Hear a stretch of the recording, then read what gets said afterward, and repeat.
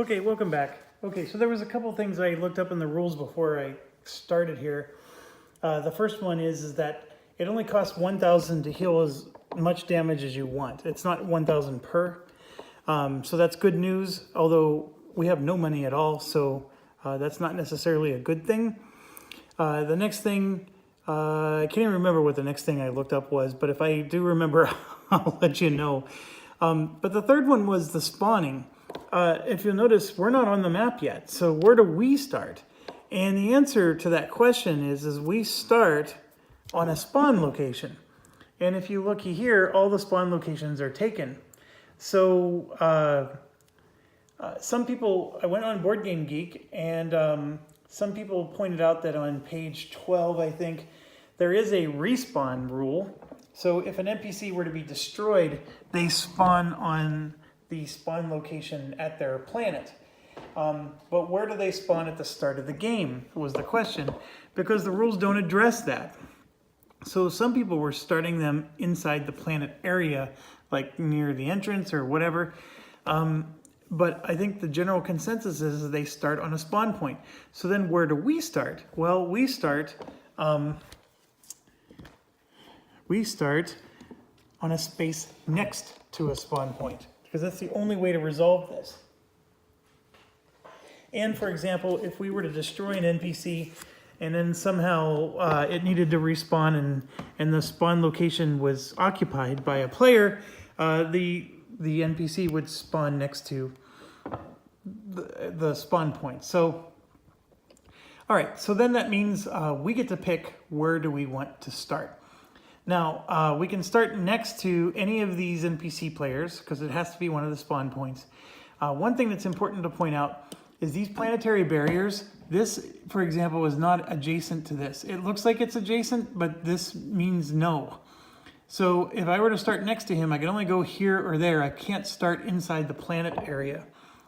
And one of the reasons I'm pointing that out is I want these exploration tokens, and there's a part of me that's like, you know what, I want to spawn in Loth. But I really shouldn't. So what I'm going to do then is I'm going to spawn here, and we're going to head for this one right away. And then I can also scan and get some more stuff revealed. So that's actually what I'm going to do. I'm going to start there. And let's get rocking. All right, so for our player turn, this is the million things we get to do. But the first thing I'm going to do is scan. It's under the Explore section. And that's the beauty of starting in this particular location. And I'm going to scan twice. Now each scan, so here's the deal. I can move blindly into one of those spaces on my table, but I could theoretically get destroyed. There's a lot of nasty stuff in space, and jumping blindly into a new sector is not always a good idea. So I'm going to scan, and scanning costs 2 energy. So bing and bing. All right, so we're going to spend 2 energy there, and we're down to 7. Okay, and by spending 2 energy, I'm scanning 2 places. It's 1 energy per.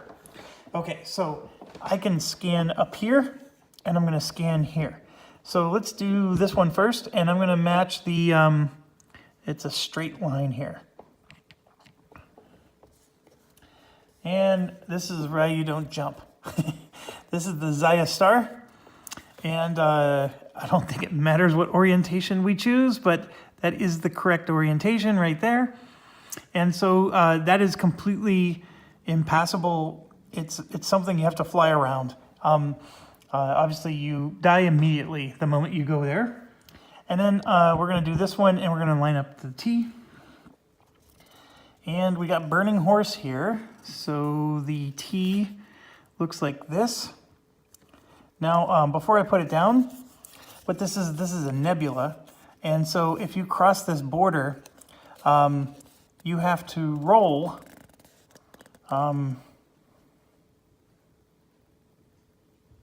Do you have to roll? I can look it up real quick. But basically, if you roll a 1 to a 10, you take energy damage. Okay, you lose energy because the nebula is going to suck the energy out of you. But if you get 11 through 20, you get you actually harvest that material, helium or helon or whatever it is. So let's see, we're doing the T, and then this particular one, the value for us is, as you can see here, there's an exploration token. Okay, so we actually have lots of choices here. And the back of the rule book actually denotes a lot of stuff. Yeah, so the nebula, you roll for energy loss just for entering it. But once you're inside of it, you're fine. So, and it does provide line of sight. So, we're fine once we get in. There is actually a little mod that can absorb energy or environmental damage like that. I don't have it, so that's something, you know, we got to be careful of. But now I want to do a move action. And so do I want to go after the one that's in the nebula right now, or do I want to go after... I'm just going to go with my original plan. We'll go after the nebula one later. So the original plan is I'm going to move towards Kemplar. And so let's do that. So what I'm going to do here is I take one of my little actions and I put it on the engine. So I'm going to use that particular step, and then I roll a d6. And I rolled a 2, and I get to add this 2, so I have 4 movement points. So coming back to here, I can do 1, 2, right? And I want to pick that up. Now, what you want to do is you want to look at this, because collecting a token is considered a minor action, which means I get to keep moving. The blind jump right here is a minor action. Thank goodness I didn't do that. So I'm going to collect this token. It's a minor action, and I get to keep going. So I have 2 more movement points left. So I'm going to collect this, and it is a mission. So the way missions work is if you're playing multiple players, you draw 3 mission cards. You're allowed to carry 1 unless you have a mission computer. Then you get to carry 3 more. And then they just stay face down. You don't get to look at them until the end of your turn, after you pass. But since we're playing solitaire, that rule is modified. We get to look at them now. And all 3 of these are considered outlaw things to do. So if I were to do one of these, I'd gain a bounty for completing the mission. But I could get, I get a fame point though for completing the mission. So you sometimes want to do these, and it's a nice way to make some money. Like here you can make 2,000, 4,000. Boom is you have to fly to a mission space in an anomaly, and then put a detonator on this card. So an anomaly is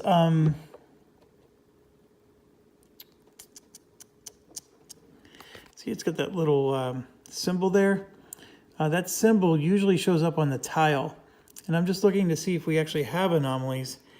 This one you can do for debris, and this one you fly to a lawful planet.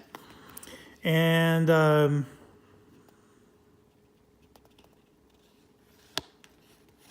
when adjacent to a target, declare how you will split 4,000. Then target must pick Launder or Snitch, and you roll a d20. And depending on what they picked, you succeed. Okay, so when you're playing the solo game, that does get affected. Because obviously, counterfeit, there is no other player in the game. So give me a second. There is a place where that is all defined and explained. I just can't find it right now. All right, so when you're doing boom, for example, that's this new missions and powers thing. So for the boom, you treat the blast as an attack from you. Any ship can use shields to block damage, but only you can't rearm your shields immediately. So boom is usually against a particular ship. But this counterfeit one is the one I'm looking at. The rules are in like several places here. There's 3 rule books, and then you have these little cards that have rules on them too, and it can get a little overwhelming.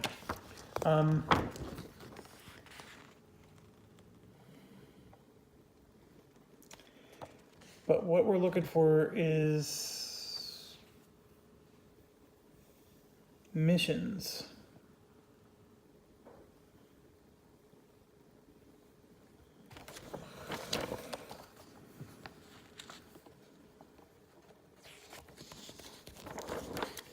Oh, I'm so sorry. Why can't I find it? I know it's in here. I've seen it. I've read it like 30 times. And I was like, oh, well, when it comes up, I'll just look it up. And of course, now I'm not finding it.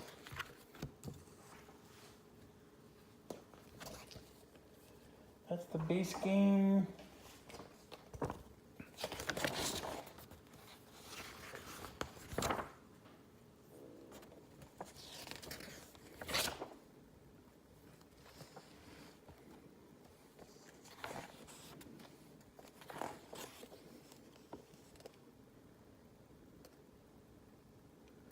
NPCs count as players for mission target purposes, just like solo play, with the exception of the kiln. So if I'm reading this correctly, I think what I would do is I would just randomly choose for them. So I fly to a lawful planet when adjacent. So what you have to do is you have to fly to a lawful planet to finish step 1. Then step 2, you go to any player. It's a second player on your right. There is no such thing, so you just fly to an NPC. When adjacent, you declare how much you will split. How you will split the reward. Then the target has to pick launder or snitch. And so based on what they pick, you roll, and that's what you get. So if they snitch, it fails, I get a $1,000 bounty. If it succeeds, then we get to split it as declared, and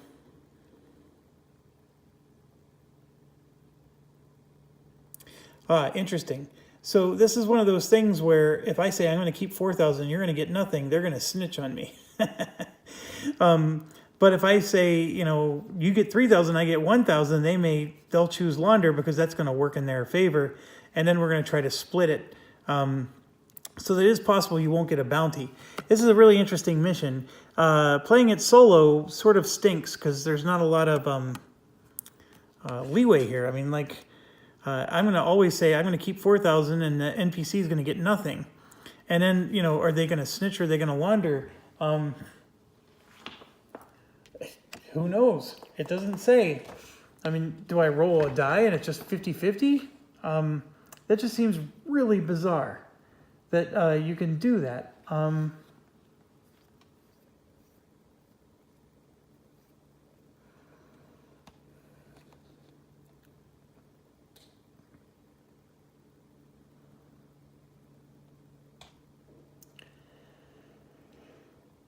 Wow. I watched a whole playthrough from one video guy and several partial playthroughs and never saw this particular situation happen. You know why? Colin from One Stop Co-op Shop said, well, if I can get a bounty, I'm not even looking at him. So what I'm going to do is I'm going to take this counterfeit mission and then I'm going to discard these. And you know what? I may end up not doing any of them. So let's just move on. It seems like a decent way to make some money. That's the only reason why I'm considering it. Okay, so we grabbed our token. So now it's time to move on. And like I said, I get 2 more movement points. So 1, 2. You can never stop on a space with somebody, but you can go through. That's not an issue. All right, so next thing I'm going to do is I'm going to take another action. That's a 1 plus 2 is 3. This thing has already been worth gold. So I get 3 movement points. I'm going to go 1, 2, 3. And then I'm going to do another action to move in. And let's roll. That's a 5. So it becomes a 6. And I'm going to go in and just do 1, 2, 3, 4, like that. And take this and then go 5, 6 to work my way out. I was going to try to maybe get a mission. If I was thinking about this further, see, look, you can sell H here and you can pick up H there. See that little question mark? That's a place where you can actually get H if you roll well. Get another one of these, and this is +5 movement points. Okay, so that's good. So what I'm going to do is I'm going to move here to get another set of missions. So I'm going to get 3 more mission cards. Oh my gosh, look at this. It's as if I didn't even shuffle. So I'm just going to discard all of them. Technically speaking, I satisfied the counterfeit requirement. So what I'm going to do is I'm going to take my extra red token, wherever that is, and put it on to show that I finished the start of my mission. So if I am willing to fly next to an NPC, I can actually finish it. I wish I had some direction on what to do in single player. I bet somebody on Board Geek complained about that one. Okay, so I get 5 more movement. I think that was 1. So here's the deal. If I'm inside of here, the scoundrel doesn't move because he hunts me, but he can't get to me when I'm in here. So that's the one thing I'm thinking about. The scoundrel, by the way, gets 9 movement points. You know what? I'm going to do it. You don't win by just sitting idle. So 1, 2, 3, 4, and I can't go the 5th space. Or I'm sorry, I already moved 1, 2, 3, 4, 5. So that's the bonus movement from this.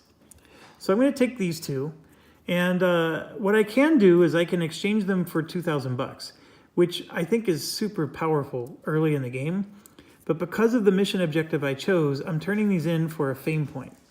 So these 2 are out, and so I just put them out of the game. I exchange them in, and I'm going to take my first fame point, and I'm now a space scum. Okay, and in doing so, we now have to draw an event because I'm on a pink. Martial law. While this card is in play, if the Enforcer NPC is not being used in this game, draw a new event.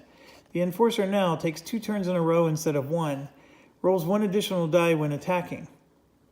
The card leaves play when the Enforcer is destroyed. So the Enforcer is now Big Cheese. So I may not want to do my counterfeit mission.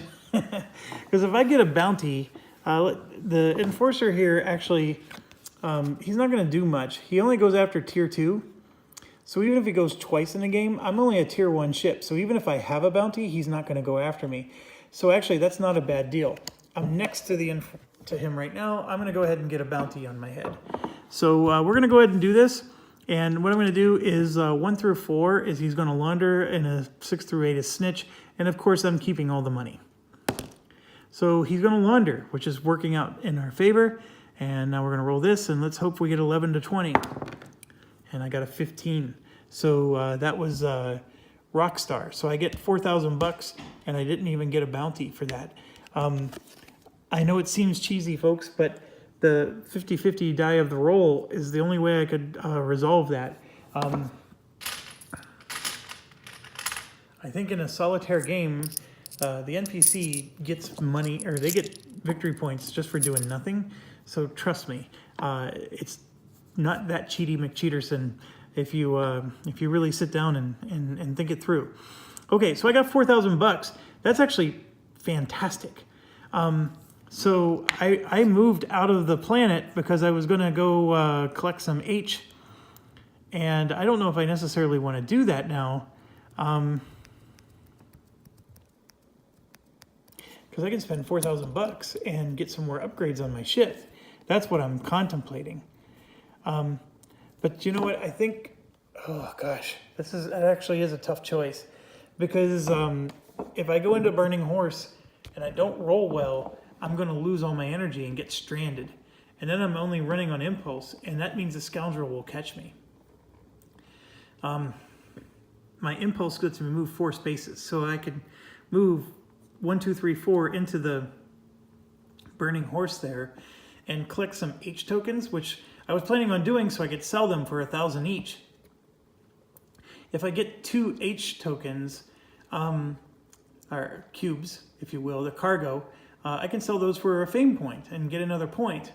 But you know what? While where I'm at, I'm going to scan. Let's do that before we move. So I'm going to scan this, and that's going to be another energy.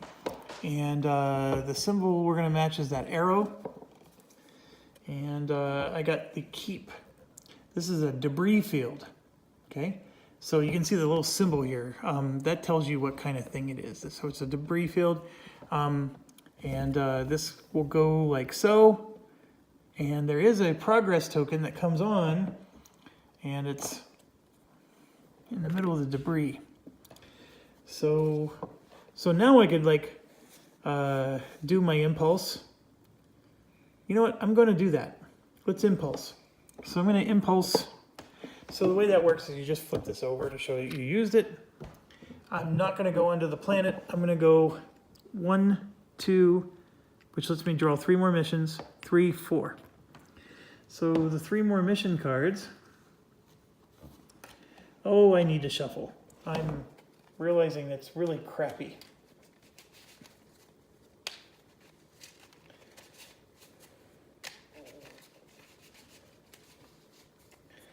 Okay, 1, 2, 3, there we go.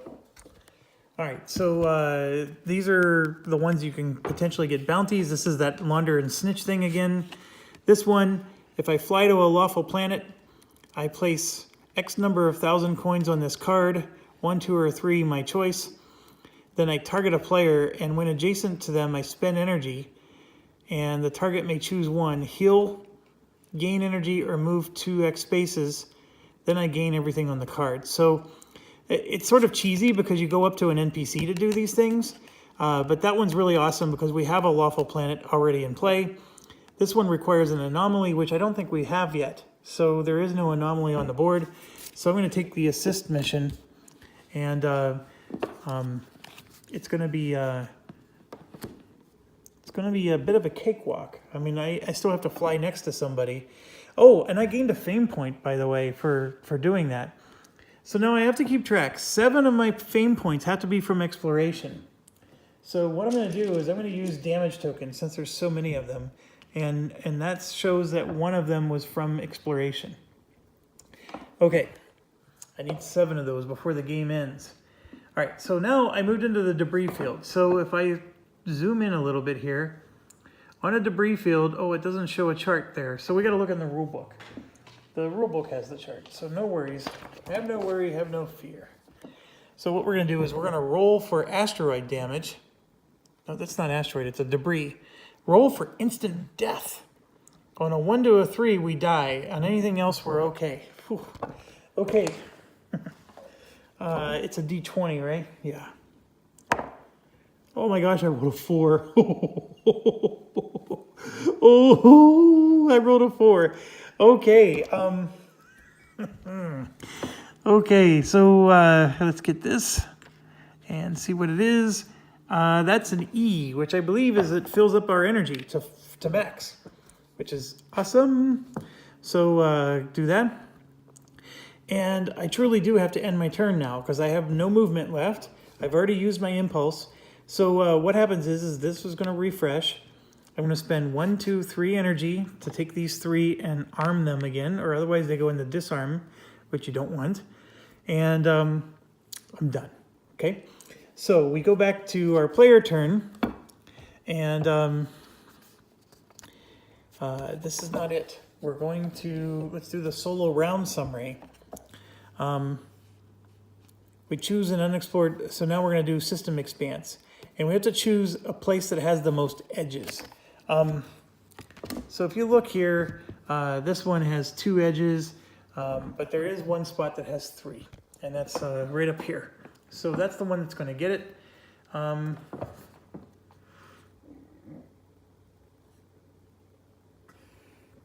So I'm going to match with the shuffleboard symbol. And so what we got was we got another one of we got an asteroid field, which is different than a debris field. And so this asteroid field, you can do mining and get the T element. And so we said shuffleboard, which is this here. So I'm going to rotate this around. And it's going to go on like this. And don't forget the token, which is right there. Okay, so our universe is coming into form. All right, so now that we're done with that phase, we're not going to spawn any NPCs yet. The sellsword is something I really desperately want in this game. If we hire the sellsword, he'll be like he'll do whatever we want him to do, and we can have him go kill the scoundrel for us.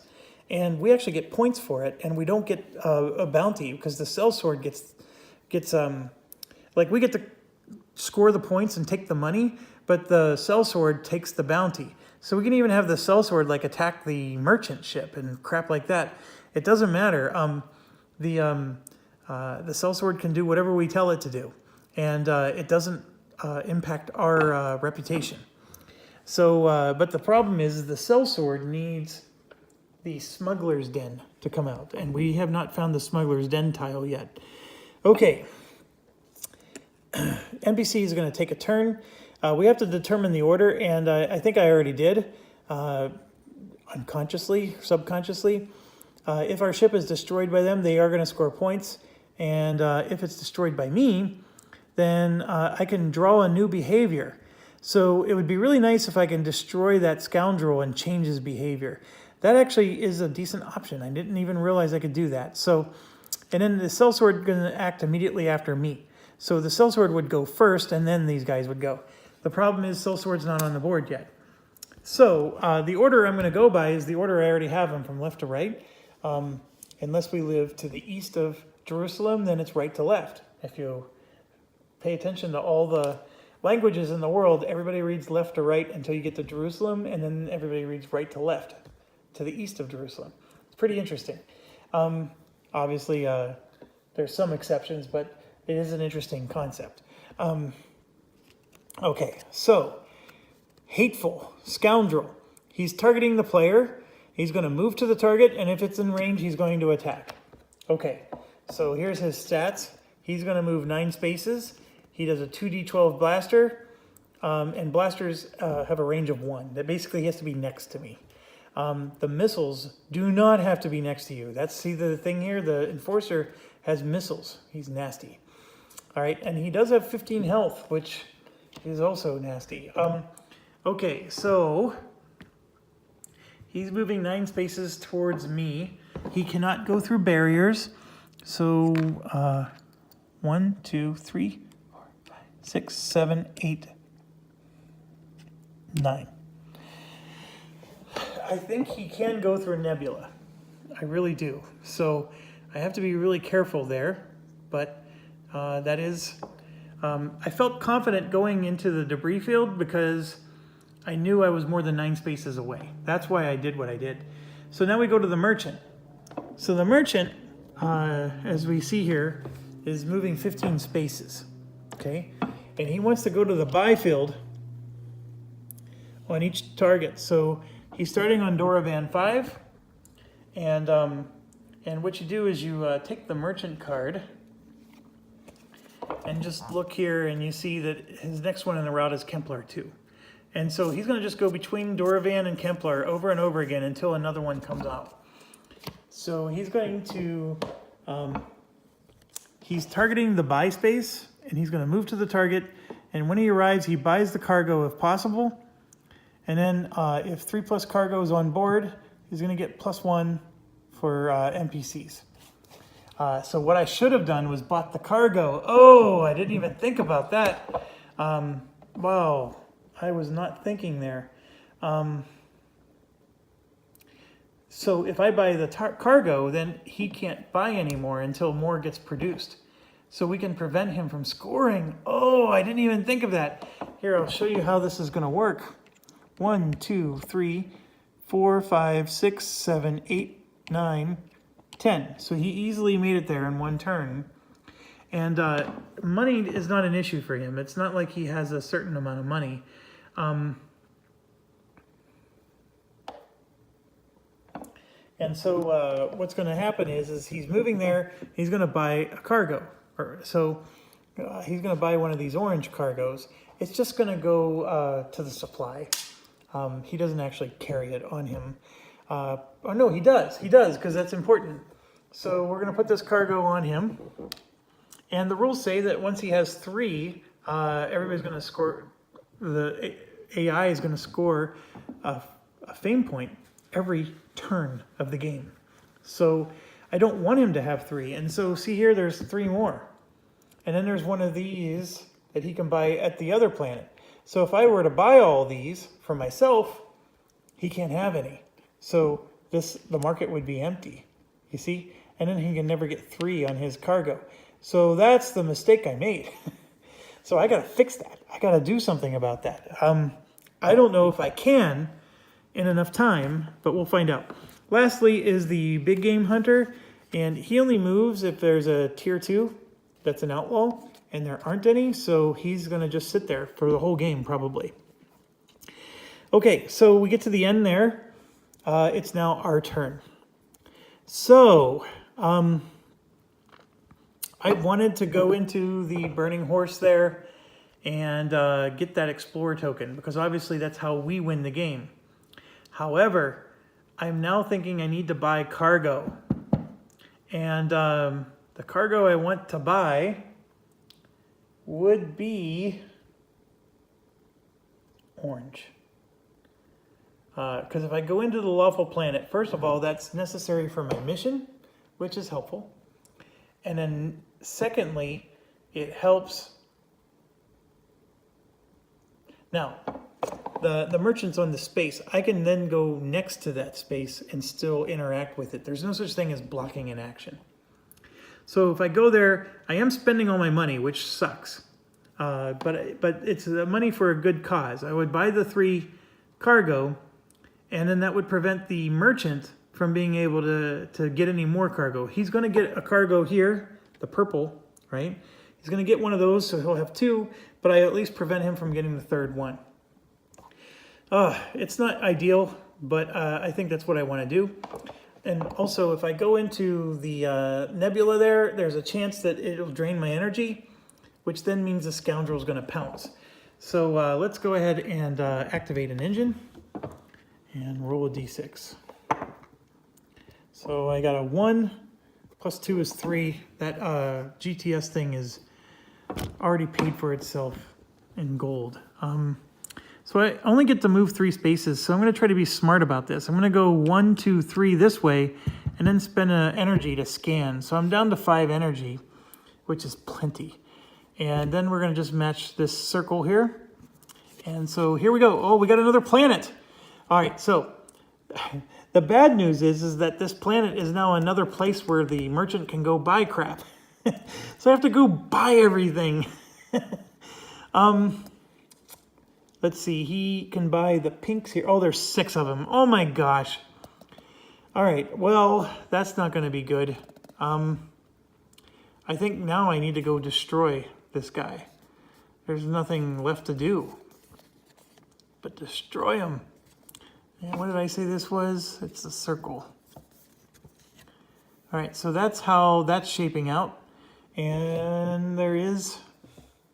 All right, so after Kemplar, his trade route, he does want to go to Doravan next, and then Azor, and then Kemplar. So he's going to go to Azor before he would go to Kemplar.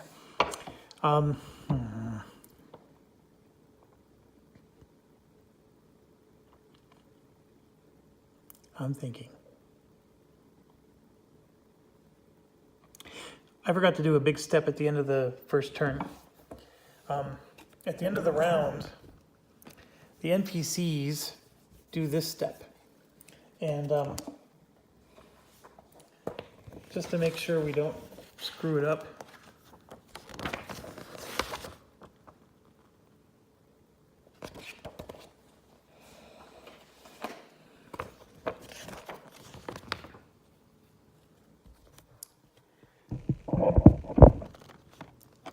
So they remove any cubes that are on the map because we had to jettison cargo or anything. And they get +2 to their die roll for every cube that was removed that way. They get +2 for every 1,000 money NPCs collected this turn. And then they get +2 for every fame point that they're behind. And they are actually losing by 2. So they're going to get a +4. And they get a +X for certain merchant behaviors. So the merchant behavior is +X, +X, +X. I think... Oh, some of the merchant behaviors give them a +2, stuff like that. This particular one does not. He actually just gives you +1 fame point, which is worse. So anyways, they're going to get a +4 because we are 2 points ahead of them. So we're going to roll and then compare to this chart, which thankfully is on our little card here, so we don't need to have the big rule book out. So here's your chart in a different way. And so they're getting +4 because they're 2 points behind. So it is a D20. And I rolled a 19. Oh my gosh, 19 and 4. They're going to score 3 points. See that right there? So the NPC is going to zoom right past us. 1, 2, 3. And then this is going to get revealed. And that's important. Veteran. Be the first player to have 3 completed and unspent missions of 1 mission type.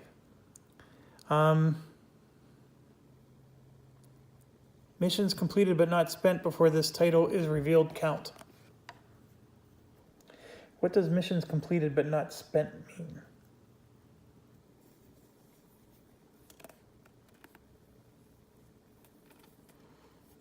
So we did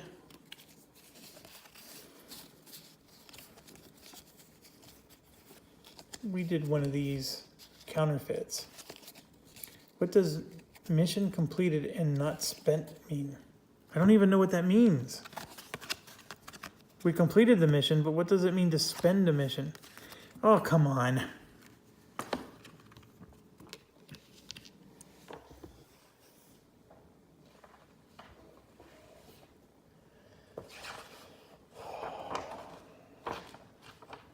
We're at 37 minutes. I'm going to go ahead and end, so I spare you from me looking this up in a rule, and I will see you in a few seconds.